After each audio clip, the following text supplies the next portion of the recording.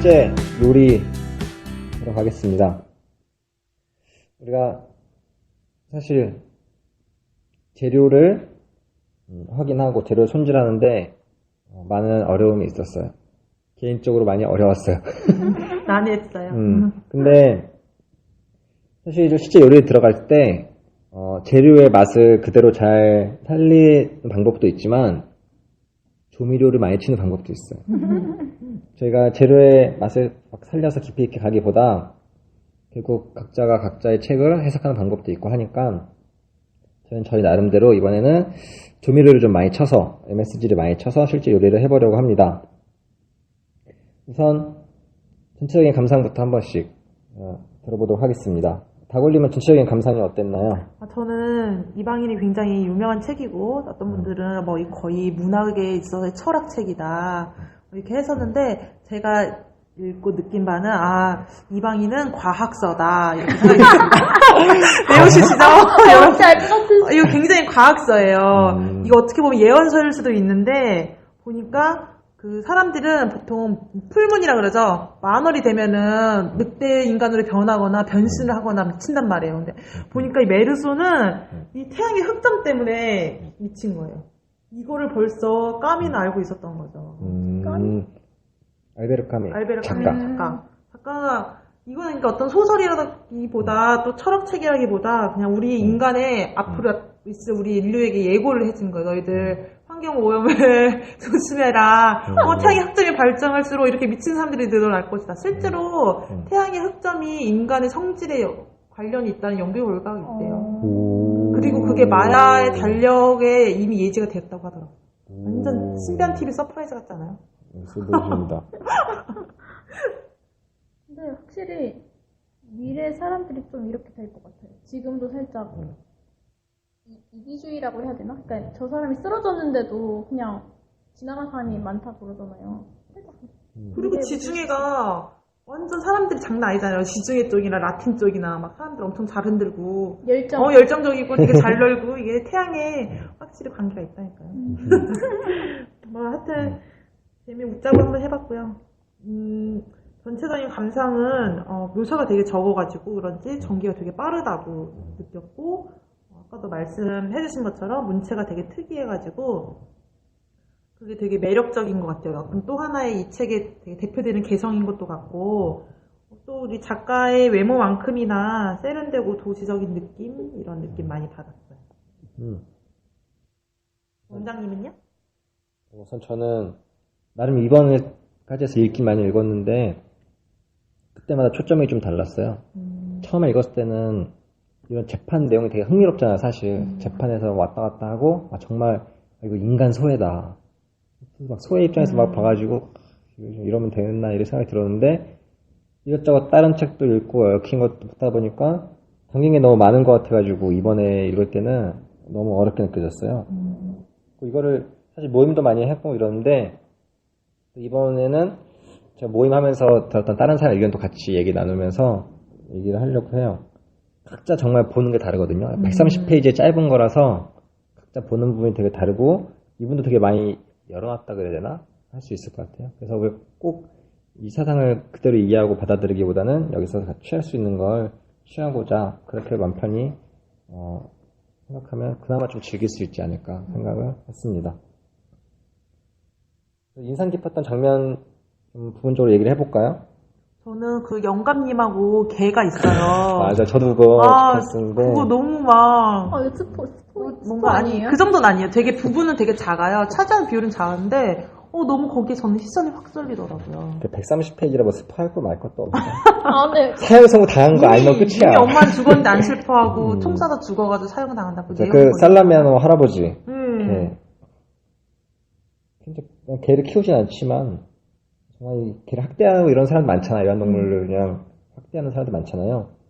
근데 나중에 되게 잃어버리고 나서는 후회를 하는 게 울잖아요 몰래. 계속 찾아오고 너무 슬픈 거야 또 그때는 막 마누라 생각도 하고 막 이러면서. 그래서 되게 그건 인상 깊었어요. 그거 어떻게 봐야 될까요? 뭔가 개를 상징적으로 이렇게 우리가 좀 고차원적으로 생각해서 봐야 되는 걸까요? 저는 그냥 개 입장에서 한번 봐봤어요. 개 입장.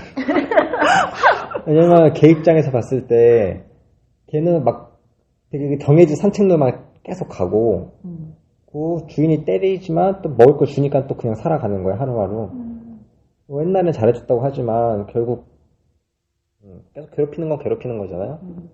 걔 입장에서 봤을 때는 거의 막 슐생크 탈출처럼 자기 삶을 한번 제대로 살아보자. 이 할아버지 떠나서. 우리가 생각하면 어떻게 보면 정말 줄을 끊고 독립적인 개체가 된 메르소와 같은 존재로 또 걔를 응원했을 수 있지 않을까? 나는 약간 또 과잉 해석도 한번 해봤습니다. 근데 비중은 되게 적어요. 우리가 이렇게 얘기하지만 그나마 인간적인 거라 더 뭔가 눈이 갔던 것 같기도 해. 왜냐면 익숙한 존재야. 되게 다 건조한데. 그 다음에 저는 그 팀장이 파리로 전문가라고 할 때 그 거절하는 부분이 되게 멋있었어요. 회사에서 나는 회사를 다니고 있는데 그 팀장이 야 파리로 뭐 전근 가라. 파리로 정말 너 여기서 있는데 여기 지금 충청도에 있는 것보다 파리로 가면 이 생활이 더 좋아질 거다. 뭐 이런 식으로 막 얘기를 해요. 메르소한테요? 권유해. 메르소 어땠을 것 같아요? 가면 가고 말면 말고. 그쵸. 그랬을 것 같죠. 그런 느낌이긴 한데 되게 나름 멋있게 말을 해요. 팀장이 뭐 너 생활이 되게 변할 거고 막 좋아질 거다 하는데 메르소가 하는 말이 나는 그렇긴 하지만 결국 이러나 저러나 내게는 마찬가지라고 말했다. 뭐 한결같죠? 한결같은데 그러나 사장이 생활의 변화에 흥미를 느끼지 않느냐고 물었어요. 그랬을 때 또 사람이란 결코 생활을 바꿀 수는 없는 노릇이고 어쨌든 어떤 생활이든 다 그게 그거고 또 이곳에서의 내 생활에 조금도 불만을 느끼지 않는다고 나는 대답했다. 그러니까 우리가 봤을 때 좀 더 막 이게 밑에 있으면 본사로 갈래라거나 뭐 이직의 기회가 왔을 때 우리 사실 좀 더 막 미래에 대한 야망을 갖고 꿈을 갖고 어딘가로 자리를 옮기거나 뭐 하잖아요. 이 사람이 봤을 때는 사실 미래를 딱히 생각하지 않는 현재 내가 취할 수 있는 감각적인 것에 되게 몰두한 인간이기 때문에 야, 너 미래 지향적으로 봤을 때 저기 가면 네가 더 성공할 거고 돈도 많이 벌 거고 좋은 동네 가면 생활에 변화가 있을 거야 했을 때 그건 아무 의미가 없다. 내가 지금 발을 디디고 있는 이 순간만이 중요한데 이 순간에서 내가 불만을 느끼지 않으면 갈 의미가 없다. 뭐 우리가 생각할 때 야망 없는 존재라고 할 수도 있지만 얘한테는 이게 충실한 거지. 내가 보이지 않는 내 삶을 네가 어떻게 알아. 뭐 그냥 지금 만족해. 뭐 이런 식으로 할 때도 되게 인상 깊었어요. 우리가 뭐 이직을 한다 뭐 한다 할 때도 지금이 되게 막 이상한 사람이 있거나 뭐 돈이 조금 주거나 뭐가 못마땅해 살 수도 있는데 그런 거랑 상관없이 그냥 누가 더 좋은 조건이었을 때 그냥 옮기는 경우도 있단 말이죠. 보고 이러면 내가 보면 지금 싫어서 그런 건 아닌데도 그냥 더 좋을 것 같다고 가기도 해요. 근데 중요한 건 갔다가 뭐 돈을 많이 준다고 하면 돈을 보고 가겠지만 사람이 또 이상한 사람이 있다거나 뭐 아는 사람이 불러서 갔다고 하지만 뭐 복지가 안 좋다거나 여러 가지 더 좋을 줄 알고 갔는데 좋지 않은 경우도 있고 하니까 회사원이라 그런지 더 이런 면에서 좀 와닿기도 했어요. 결론적으로 이직을 했어요? 아니면은 안 했어요? 저요? 파리로. 누가 노임장님 궁금해 하셨어요? 파리로? 얘는 딱 봤을 때 안 했어요. 생활 바꿀 수 있어? 그랬더니 그런 건 흥미가 없고 난 지금 괜찮아 이러고서 말았어. 또 뭐 있나요? 더블링. 다 인상 깊어가지고 뭔가 하나만 딱 꼽기가 그래요. 그러지 다행이에요 않았어요? 그러면. 저는 희한하게 거의 첫 번에 나오는 부분인데요. 23페이지에 메르소가 어머니가 그 시체가 있는 거기를 가가지고 불을 꺼달라 그래요. 불 좀 꺼주세요. 불이 너무 부셔가지고요. 하는데 그 아사 거기 관리인한테 불을 꺼달랬더니 관리인이 여기 불은 그렇게 안 된다. 끌려면 다 끄던가 켜려면 다 켜야 된다. 그렇게 하는 대사가 있었는데 저는 거기가 완전 막 보이고 아 이거대로 이제 결론이 흘러가겠구나. 뭔가 성경지명 돼서 살거나 죽거나 아니면 중요한 건 아닌가. 뭔가 그런다기보다는 전체가 아니면 0인 것. 이런 느낌. 1. 이렇게 받아들여졌어요. 어중간은 없다. 그냥 의미가 없다? 반만 키거나 뭐 어떤 것만 골라서 키는 건 의미가 없다. 맥락은 맞는데 의미가 없다? 네. 의미 없다. 그래 결혼은 의미가 없지. 3페이지 답을 찾았죠? 130페이지까지 안 근데 읽었는데. 사실 이게 되게 짧으니까 허투루 쓴 게 하나도 없을 것 같은 느낌이 들긴 해요. 그러니까 뭐 쉼표 하나 뭐 하나가 그래 이 짧은 거에 담으려면 뭔가 다 꽉꽉 넣어서 담았겠지라는 생각이 들기도 해요. 저는 그거 담배 얘기하는 부분이 있어요. 깜빵 가서 징벌에 대한 얘기하는 건데 원래 우리가 징벌을 주는 건 이 사람이 싫어서 그러니까 이 사람이 뭐 하게끔 하고 싶은 거를 못하게 하거나 이런 식으로 뭔가 벌을 주는 거잖아요. 이런 식으로 하는데 맨 처음에 감옥에 가니까 자유도 뺏기니까 이것도 징벌이고 거기 담배를 딱 피고 싶은데 담배도 못 피게 하니까 이것도 징벌이다. 이걸 이제 느껴요. 근데 어느 순간에 그 익숙해져 버린 거예요. 감옥에 있는 거 익숙해져 버린 거야. 그러니까 거기 있다가도 아, 나 감옥에 가서 빨리 쉬고 싶다. 그리고 담배 줄까 이래도 나는 벌써 담배를 피우지 않는 것에 익숙해져서 그것은 이미 나에게는 아무런 징벌도 되지 못했다. 익숙해져 버리는 거. 그럴 때 약간 그레스인 조르바에서도 담배를 담배에 종속된 게 되게 싫어가지고 담배를 못 참고 막 솔 떨리고 이런 거 있잖아요. 그런 거 자체를 내가 얽매이는 걸 싫어해가지고 다 뿌리치고 다시는 안 피고 막 이런 게 나오거든요. 길게 한 번 다 펴버리고 막 안 먹어버리고 이런 것도 나오는데 그런 식으로 뭔가 종속된 거를 이런 식으로 또 거부할 수 있구나. 만약에 저한테도 술을 원래 안 좋아하는데 야, 너 술 먹지 말고 담배 피지 마 라고 막 하면은 나한테 징벌이 아닌 거지.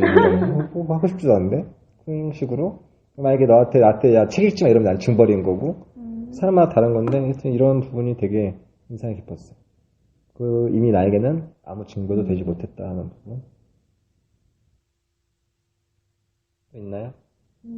저는 그 다음으로 좀 인상 깊었던 거는 77페이지에 이런 문장이 나와요. 메르소가 친구들하고 다 같이 바닷가에 놀러 가거든요. 거기서 이제 친구 부부한테 점심을 얻어 먹는데 그 친구 부부의 그 남편이 하는 말이에요. 내 아내는 점심을 먹고 나서 항상 낮잠을 잡니다. 나는 낮잠을 싫어하죠. 내겐 걷는 게 필요해요. 나는 언제나 그녀에게 그것이 건강에 더 좋다고 말합니다. 그러나 어차피 그건 그녀의 권리죠. 이 부분이 너무 쿨하고 멋있어 보였어요. 너는 너, 나는 나. 그래서 메르소도 좋아하시는구나. 네, 그런가 봐요. 여기서도 약간 메르소가 이런 식으로 앞으로 결정을 해 나가겠구나 이런 걸 좀 느낄 수 있었던 부분이었던 것 같아요. 사실 나도 메르소가 이런 사건에 연루된 느낌이 들잖아요. 정말 이 사람 싫어서 한 게 아니라 뭐 해변에 갔다가 태양이 뜨겁고 이런 연루된 느낌이 나고 이랬을 때 이런 큰 사건이 없으면 얘랑 살면 괜찮겠다. 피해는 주지 않고 그냥 편하게 살고 이웃들이 좋아하는 의미 있잖아요. 우선 내가 가만히 있을 때 내 방에 들어와서 괴롭히는 건 아닐 것 같아. 자기는 어차피 자기 방에만 있고 오는 사람 받아주냐 마냐지. 그래서 여러분이 메르소 자체가 되는 거는 싫으세요? 메르소 자체는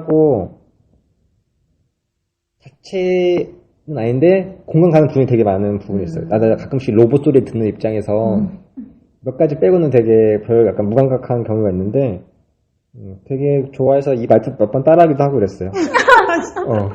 좀 뭐 하면 잘 써먹거든. 그래서 그건 날 중요한 일이 아니야. 그래서 해도 되고 안 해도 돼. 내가 배울리 말투 하나 보낸 거 있는데 김나는 그 하는 이유가 없다고 생각한다. 그런 거 있잖아.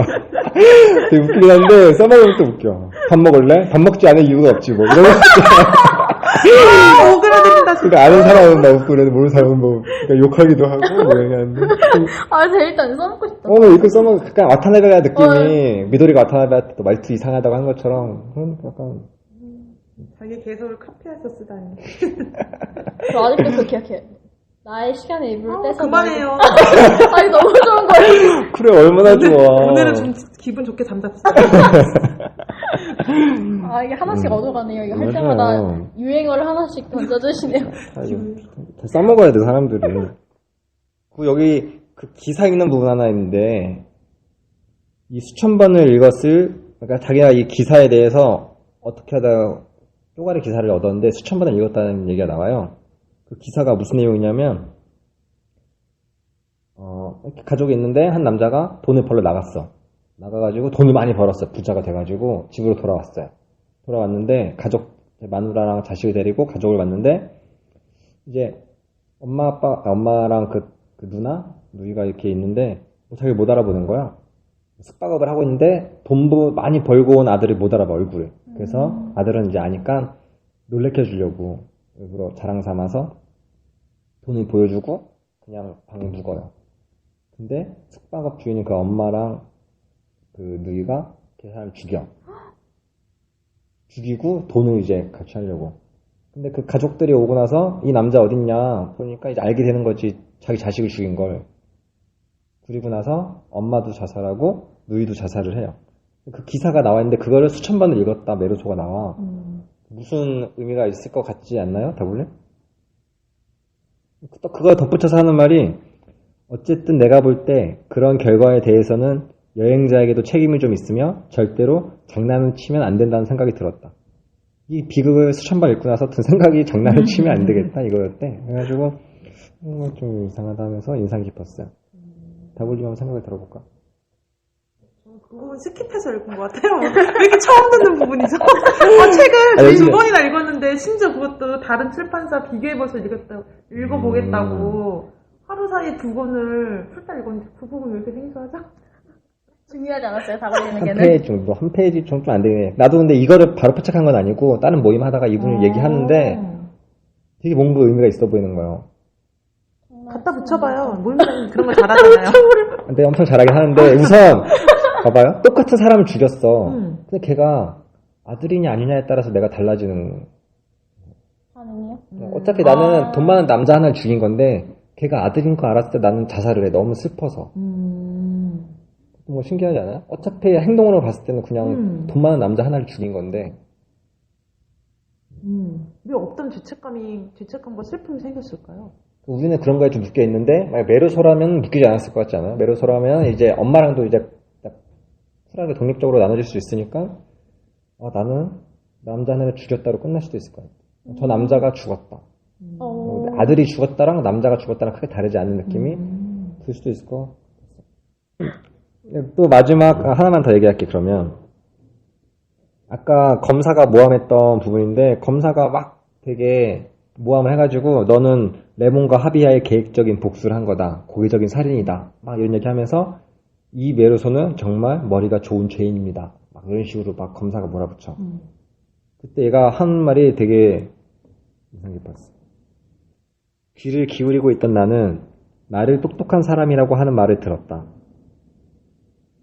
그러나 보통 사람에게 장점인 것들이 어떻게 죄인에게는 결정적으로 불리한 조건이 될 수 있는 것인지 나는 잘 이해할 수가 없었다. 적어도 나를 놀라게 한 것은 그 점이었다. 우리가 뭔가 닥쳤을 때 그 상황이 주변 거에 대해 엄청 많이 휘둘린다는 거에 영향을 받고 이 재판도 나는 그냥 아라비는 죽인 건데 내 앞에 엄마 죽인 거 슬퍼하지 않은 것과 내 뒤에 직계존속 살인사건이 있기 때문에 내 사건이 증폭돼서 보여주고 또 기사거리가 없으니까 내가 더 이슈가 되고 주변에서 뭔가 많이 바뀌는데 결국 메르소는 똑똑해. 만약에 똑똑하다고 했을 때 다른 사람이 봤을 때 원래 칭찬거리인데 왜 재판에서는 이게 또 안 좋은 시각으로 이게 말을 할까? 결국 난 똑똑하다는 거는 그냥 독립적인 하나의 상황인데 그 상황을 정말 다르게 해석하는 주변의 것들 있잖아요. 나를 휘두르는 그런 것들에 대해서 얘기하는 것 같아가지고 되게 나름 와닿았어. 하나의 팩트를 다양한 관점으로 본다는 건가요? 그런 거 많이 휘둘릴 수 있다. 저는 그렇게 안 보고 우리 요즘 한국 영화에 그런 거 많잖아요. 막 범죄가 조직이 되고 근데 알고 보면 위에 큰 손이 있고 근데 막 그런 거에 부당함에 우리 막 억눌려 있어서 폭발하고 결국 정의는 승리하고 그런 거 보면은 그냥 일반적이구나. 뭐 그래 모든 인간들은 저렇겠지 하는데 메르소는 자기가 그 부당함의 한 가운데 있으면서도 뭐 완전 부당하다고 할 수는 부당하지 않다고 할 수는 없지만 그 가운데 있으면서도 분노하는 게 아니라 아무런 감정을 아예 안 느껴요. 나는 거기에 되게 이 인간의 어떤 심리 현상일까? 이런 인간은 어떻게 봐야 될까? 이런 포인트에 봤었거든요. 여기선 정말 얘는 죽음 전할 수 있지 않을까? 자체도 막상 두려워하지 않는다고 치면 진짜 두려울 게 아무것도 없는 거지 우리가 봤을 때. 그러니까 죄 중에서도 사형이 가장 큰 죄잖아요. 근데 사형을 두려워하지 않는 애한테는 그게 벌이 안 되는 것처럼. 그 약간 죽음에 대한 얘기하는 것 중에서 그토록 죽음이 가까운 시간 엄마는 거기서 해방감을 느꼈고 모든 것을 다시 살아볼 마음이 내켰음이 틀림없다. 죽음을 앞에 두고 이런 긍정적인 마음을 가졌다고 생각하면 죽음을 두려워할 게 없는 거잖아요. 이어서 아무도 엄마의 죽음을 슬퍼할 권리는 없는 것이다. 그리고 나도 또한 모든 것을 다시 살아볼 수 있을 것 같은 생각이 들었다. 이렇게 죽음에 대해서 초연해버리면 정말 다구리 말씀하신 대로 이 생은 얘한테는 이제 아무것도 안 되겠다. 그런 생각이 들긴 하는 것 같아요. 이렇게 인상 깊은 책 내용을 바탕으로 여기까지 나눠봤고요. 이제 좀 더 자유로운 얘기를 나눠보도록 하겠습니다. 그래서 아까 말씀드렸듯이 뽑았던 이야기거리는 나를 이런 독립된 개체로 살지 못하게 하는 것들, 그러니까 나를 올가매는 것들이 무엇이 있을까. 메르소는 그런 걸 지향할 수도 있고 지향 안 할 수도 있는데 메르소는 이미 그런 상태인 것 같아요. 그래서 소설적으로 봤을 때는 사실 얘가 왜 이렇게 됐지? 라고 하면 우리가 상실 시대로 봤을 때는 어렸을 때 친한 친구가 죽었거나 기즈키가 죽은 것처럼 상실의 막 근원을 찾기 쉽상인데 얘는 아예 컨셉 자체가 독립된 개체이기 때문에 우리가 얘가 엄마랑 사이가 안 좋았나? 가정적인 불화가 있었나? 친구한테 왕따를 당했나? 이런 의미가 다 없어지는 것 같아. 얘는 그냥 이 상황 자체가 중요한 거라고 생각을 하는데 우리 사실 그렇지 못하잖아요. 그리고 여기 나오는 메르소는 무엇이 메르소를 독립적이게 못한 걸까요?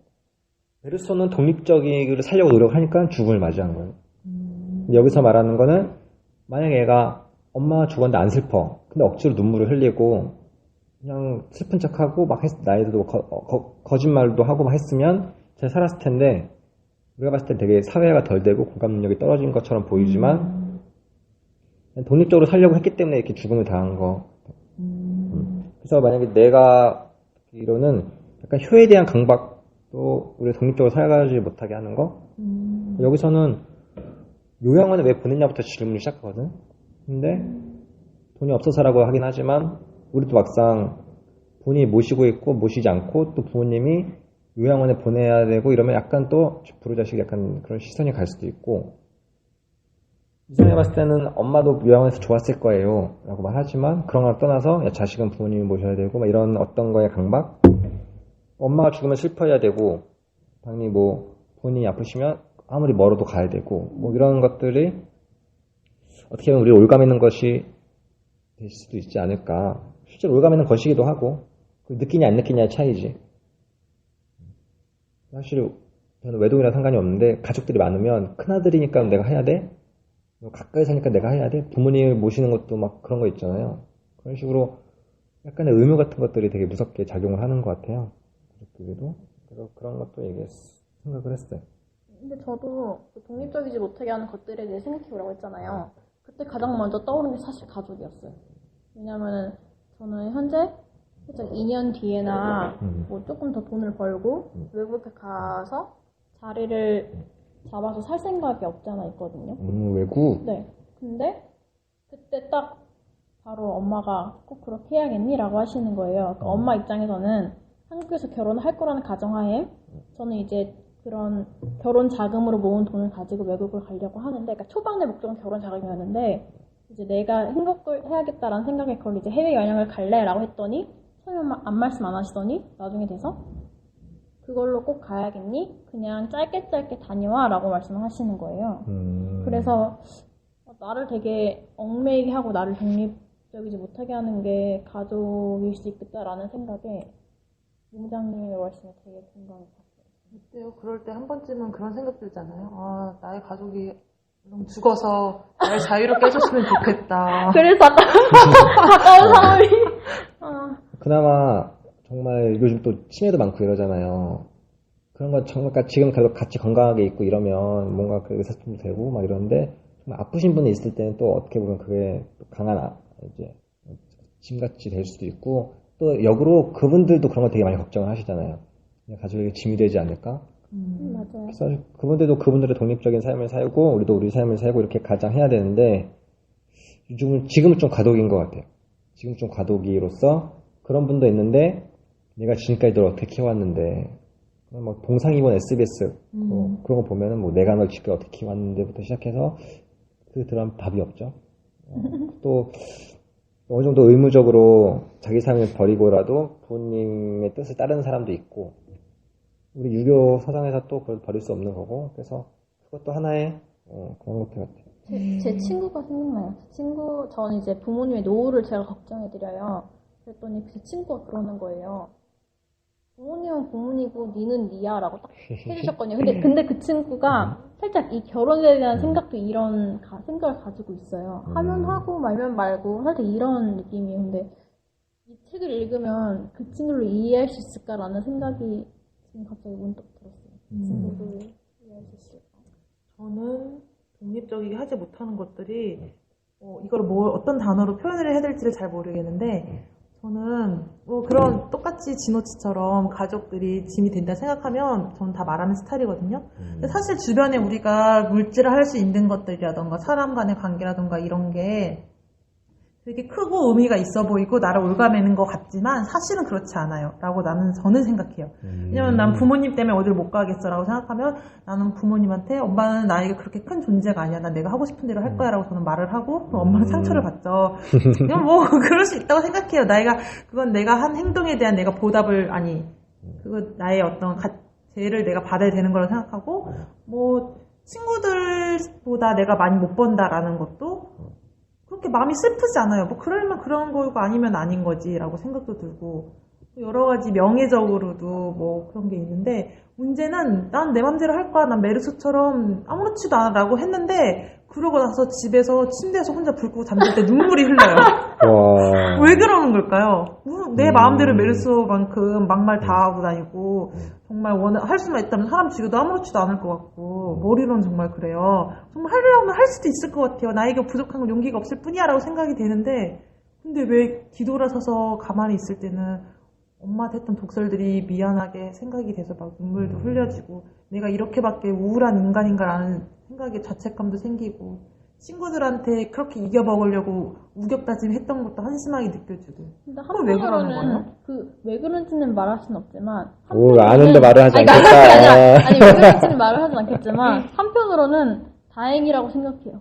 만약에 다굴님이 그런 것도 하지 않았다면 살짝 메르소처럼 되지 않았을까? 아무렇지 않게 사람을 죽이고 전 오히려 이 상태라도 너무 좋은 것 같아요. 그래요? 근데 나는 메르소가 사람을 죽였다고 해서 정말 쓰레기인가 또라이인가라고 생각하지 않거든요. 난 메르소가 되게 인간 같고 진짜 이게 본연의 모습이라고 생각이 드는데 메르소처럼 더 하고 싶어요. 그렇게 더 살고 싶어. 근데 그렇게 못하고 뭔가 내 안에서 꿈틀거리는 뭔가가 나를 눈물 짓게 하는 게 너무 짜증이 나는 거죠. 왜 그러는 걸까요? 사실 메르소는 소설의 인물이니까 그리고 메르소도 중간중간에 엄마 생각 계속 하는 거 알아요? 그러니까 엄마를 슬퍼하고 이런 건 아닌데 우리 엄마도 이런 말 했었다. 우리 엄마는 이랬다. 이런 식으로 중간중간에 또 엄마 얘기를 해요. 그래서 또 어떤 해설에 보면은 얘는 엄마한테 미안해하고 죄책감을 갖고 있다라고 말하는 해설도 있더라고. 그 논문 같은 게. 근데 공감 가지 않아서 갖고 오진 않았는데 중간중간에 정말 엄마 얘기를 가끔씩 하긴 해요. 그래가지고 좀 아무리 소설적 인물이지만 그래도 생각을 하긴 하나 이런 느낌도 들긴 들었어. 약간 나는 가족은 좀 그래도 이걸 아예 인정하는데 사랑에 대해서는 약간 다굴님처럼 좀 더 쿨해지고 싶은 생각이 드는 건 해요. 일하는 사람들이랑 이런 남녀 관계에 대해서는 따라서 성역할도 마찬가지고 직책에 대한 역할 이런 거 마찬가지잖아요. 대리로서 남자로서 해야 된다 그런 건 사실 어기려는 건 아닌데 굳이 듣지 않으려고 노력을 해. 그러니까 예를 들어서 옆에서 여자가 의자를 옮기고 있어. 그러면 도와주면 도와주는 거잖아. 가서 보는데 굳이 안테나 세워가지고 막 도와줘야지 남자로서. 이거는 사실 여자들 많다서 지나가지고 그냥 하라면 하긴 하는데 내가 의식하지 말아야지 생각을 많이 해. 그러니까 도움을 청하면 도와주는데 굳이 나서서 해줄게요 이거는 안 하신다는. 지금도 그냥 가다 보면 원래 아르바이트 같은 것도 많이 하고 이랬으니까 들어주고 이런 게 익숙하긴 한데 내가 들어줘야 되는 사람이라는 생각을 내가 스스로 갖지 않으려고 노력을 해. 그러니까 막상 옆에 있는 사람이 해도 도와달라고 안 하면 그냥 가만히 있어야지. 살짝 그렇게 하세요. 노약자분들이 서 계시면 안 비켜주시는 타입이세요? 아니, 그 노약자는 무조건 비켜줘요. 그거는 근데 학습된 선행인 거잖아요. 학습된 선행과 감정이입이 큰 거지. 저 사람이 우리 엄마 같고 저 사람이 우리 할아버지 같고 할머니 같고 돼가지고 하는데 남자 여자 일어나고 직장 그거는 사실 그런 역할에 관한 거는 그러니까 이게 너무 학습이 많이 돼가지고 뿌리칠 수 있는 걸 하나하나 걷어내고 싶은 것 중에 하나가 이제 그런 남녀 관계랑 그 직장의 관계. 그러니까 이건 사실 나는 학습이 너무 많이 됐어. 맞아요. 만약에 지하철에 가는데 80살 할머니가 전단지를 덜덜 떨면서 나눠주고 있어. 그리고 17살짜리 고등학생이 전단지를 나눠주고 있어. 그럼 둘 중에 누구 걸 받을 거예요? 둘 다 안 받아요. 진짜? 전단지는 다 받아줘요. 무조건 전단지는 다 받아주고, 껌 같은 거 할머니 사달라면 사주고. 그렇죠. 나도 근데 여기서 벌써 고민이 둘 중에 누구를 골라야 될까 고민이 아니라 내가 전단지를 받고 싶은가 안 받고 싶은가가 문제인 거잖아요. 근데 세상에 눈이 무서워서 이 왠지 노약자의 전단지는 받아줘야지만 욕을 안 먹을 것 같아서 받아주긴 하는데 나도 사실은 전단지 받기가 귀찮으니까 둘 다 안 받는 게 맞는 거라고 보거든요. 나는 세상의 두려움보다는 내가 전단지 돌린 경험이 있을 때 받아주면 좋은 거야. 어차피 난 알바라서 바로 내 수익은 아닌데 받아주는 것만으로 되게 기분이 좋은 거예요. 그냥 그 사람한테 기분 좋음을 선사하고 싶은 마음. 그런 마음. 외부의 시선은 별 신경 안 쓰는데 대신 그냥. 전 거부할 때 인사해요. 죄송합니다 해요. 그리고 거절을 해요. 그냥 안 받지. 거절하는 이유는 뭐예요? 받기 싫으니까요. 어차피 내가 내한테 쓸모있는 정보가 아니니까 이걸 받아봤자 내가 뭘 할 게 아니니까 괜히 그런 희망을 주는 거잖아요. 어떻게 보면. 이거 약간 메루소 같은 느낌 아니에요? 메루소면 죄송하단 말 안 하지.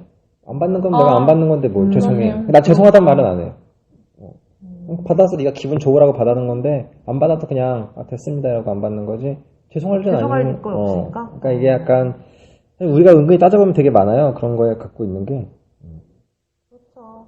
말은 저도 이렇게 했지만 다 굉장히 착실하게 차리고 있고 모든 눈치를 다 받아가면서 하는 엄청 소심한 사람이랍니다. 이 메르소도 가장 경계하는 게 이 관습과 인습 이런 거 되게 많이 나오고 인형이란 말도 나와요. 간호사 같은 인형. 그냥 아무런 생각도 안 하고 그냥 그대로 학습된 대로 살아가는 사람.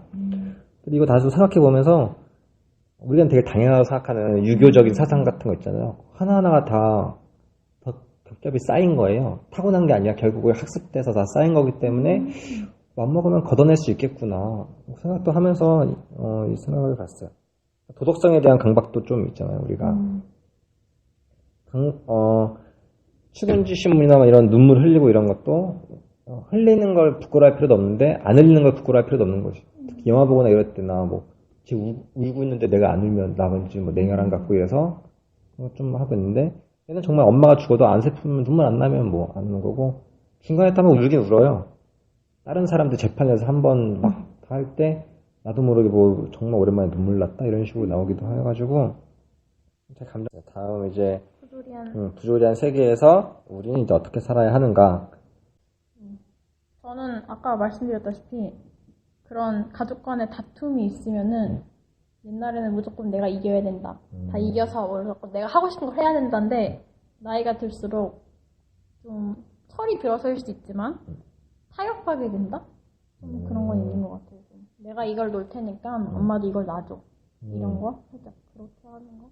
그러니까 이 결국 우리가 이 부조리한 세계에서 어떻게 살아가야냐고 했을 때 메르소처럼 정말 쿨해질 수도 있는데 결국 메르소가 되게 포기할 수도 있어요. 그냥 정말 관습에 잘 적응하면 그것도 어떻게 살아가는 방법이기 때문에 가끔은 내가 속세에 찌든 것 같다는 느낌도 들기도 해요. 내가 얻기 위해서 좀 짜잘짜잘한 걸 희생하는 거니까. 저는 좀비야. 저는 지금 부조리한 삶을 살기 위해서는 우리가 다 같이 좀비가 되는 거예요. 한 명만 인간이 돼가지고 사는 게 아니라 다 같이 좀비가 돼가지고 다 같이 포기하고 사는 거면 얼마나 편하지 않겠어요? 그냥 맞아 굳건하게 자기 그냥 해결시킬 수도 있고. 저번에 어떤 모임 사람은 이럴 때일수록 더욱 공감 능력이 필요하다. 어차피 서로 독립적으로 살아갈 수 없는 부조리한 세계이기 때문에 이 부조리한 세계 안에서 서로 더 공감을 하면서 살아가야지. 그게 공감으로 되나요? 근데 자기 기만이면 어떡해요? 완전 자기 기만이죠. 엄마가 안 슬펐어도 그냥 공감하면서 그냥 같이 울고 같이 지내고 뭐 이런 식으로 하는 걸. 그게 인간의 마지막 궁극이라고요? 아니, 이 사람은 그냥 그런 얘기를 하신 분이 있었어. 이럴수록 메르소 같은 사람보다는 더 공감하는 사람이 더 많아져서 부조리하지만 그들끼리 그래도 이렇게 맞춰가며 살아야 되는 게 낫지 않을까 한 분도 있었어요. 억지로 내 마음을 슬프게 쥐어짜는 건 어때요? 어머니가 죽었을 때 눈물이 안 나와. 근데 억지로라도 슬퍼질 때까지 노력을 하는 거야. 거기 미도리도 안 슬펐다 얘기 하잖아요. 정말 안 슬플 때 다른 생각을 해가지고 슬픈 생각을 엄마 생각이 아니라 그렇게 해서 막 보거나 그런 경우도 사실 하여튼 여기 메르소가 말하는 삶처럼 되고 싶은 사람이 있고 이렇게 살고 있는 뭐 다굴링 같은 사람도 있고 본받고 싶은 사람도 있고 욕하는 사람도 있어요. 그래서 이 메르소란 인물이 뭐 긍정이든 부정이든 결국 그거는 각자의 해석에 맞게 하면 될 것 같습니다. 어떤 글에서는 그런 글을 봤었는데요. 부조리한 인간이 어떻게 살아야 되는가의 답을 세 가지로 제시를 했었는데, 오, 체계적이다. 네, 하나는 돈후안의 태도 아시죠? 카사노바 돈후안. 돈후안? 네. 그리고 두 번째가 연극 배우가 보여주는 태도. 연기를 하는 거예요. 아까 말씀하신 것처럼. 세 번째가 정복자의 방식. 네, 이거에 대해서는 어떻게 생각하세요? 저는 2번이요. 연극 배우가 네. 보여주는 태도. 왜냐면 사실 전 옛날에 메르소였던 것 같아요. 친구들이 고민을 상담을 하면 보통 여자들은 공감을 해주고 그러는데 저는 남자들처럼 해결책을 제시해주기 바빴어요. 그래서 제 친구들이 너는 왜 내 얘기에 공감을 안 해줘? 이런 얘기를 들을 정도로 되게 심했거든요. 근데 어느 순간부터 이제 그러면서 이제 인간관계가 좀 끊기는 게 느껴지는 거예요. 그래서 아 연기를 해야겠구나. 그래서 어느 순간부터 살짝 공감 능력을 많이 키우려고 노력도 하고 연기도 하고 살짝 이런 실제로 저는 2번을 하고 있기 때문에 전 2번인 것 같아요. 본인이 힘들고 힘들지만 않다면 방법일 수 있을 거예요. 사실 이것저것 책을 많이 보니까 어떻게 해야 된다 이런 거 되게 많잖아요. 그거 되게 많이 들어서 맞추려면 다 맞출 수 있는데 일부러 그걸 안 하려고 노력해요. 그러니까 만약에 좀 그런 설명충 뭐 이런 거 있잖아요. 뭐 설명충 싫어한다 이런 거 알잖아요. 뭐 다 들어주면 좋다 이러잖아요. 전화할 때마다 다 들어주면 좋긴 한데 쓰레기통 같은 생각이 든 적이 있어요.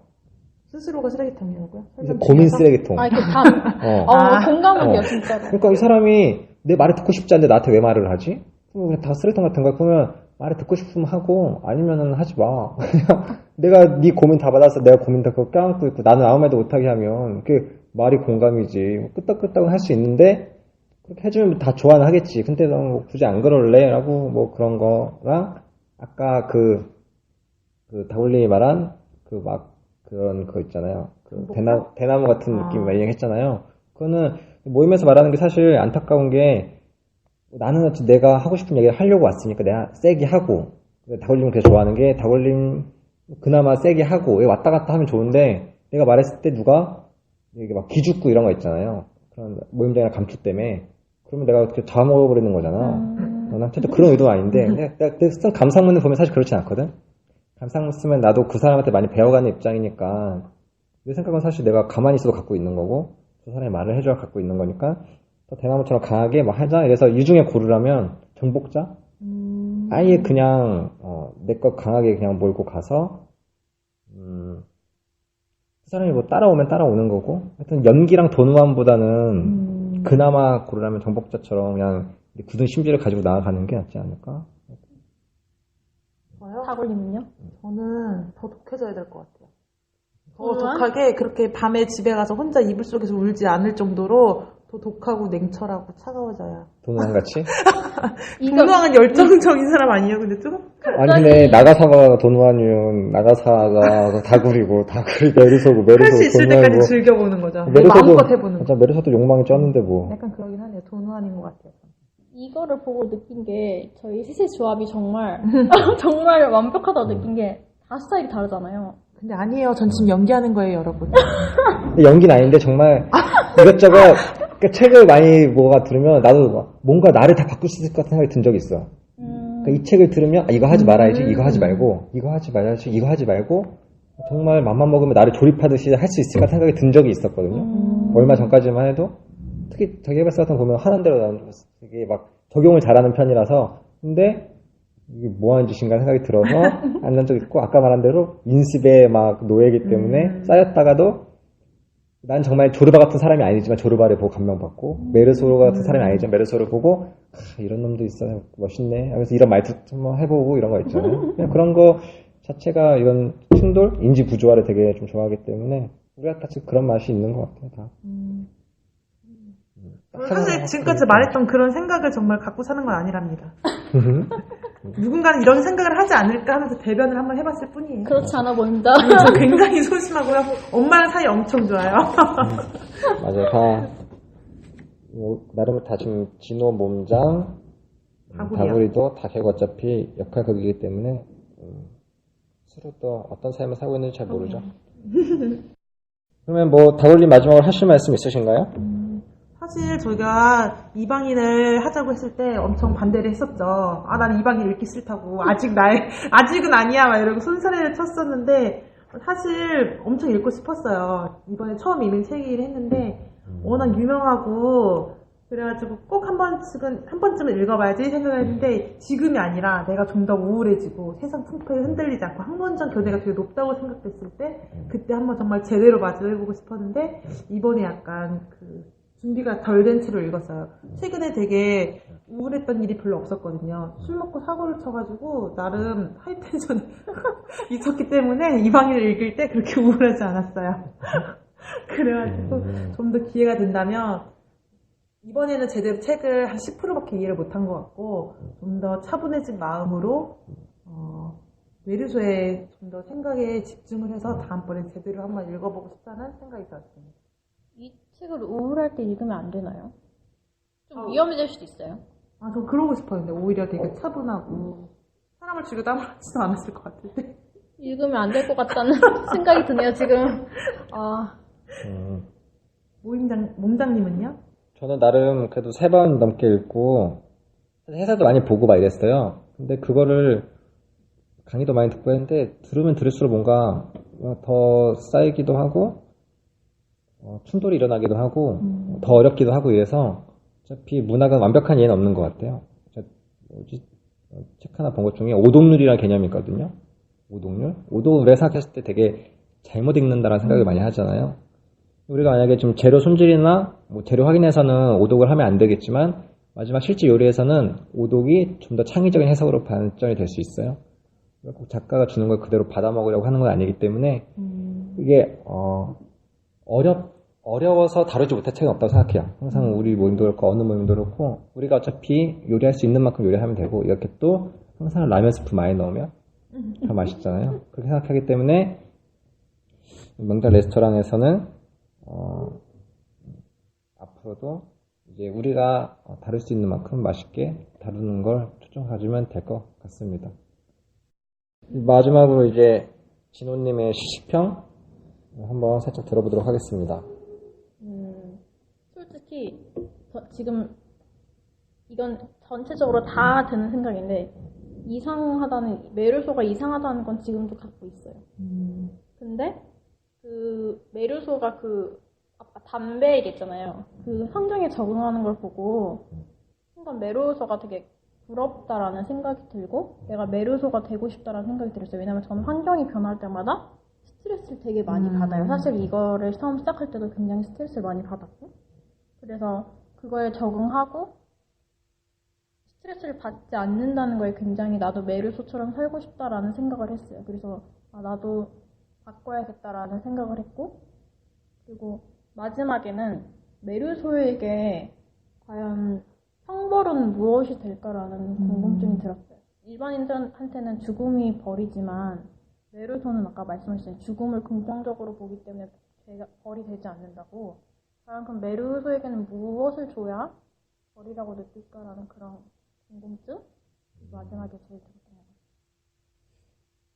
같아요. 메르소란 인물에 대한 얘기가 나올 수밖에 없는 책인 것 같아요. 워낙 강력한 캐릭터라서.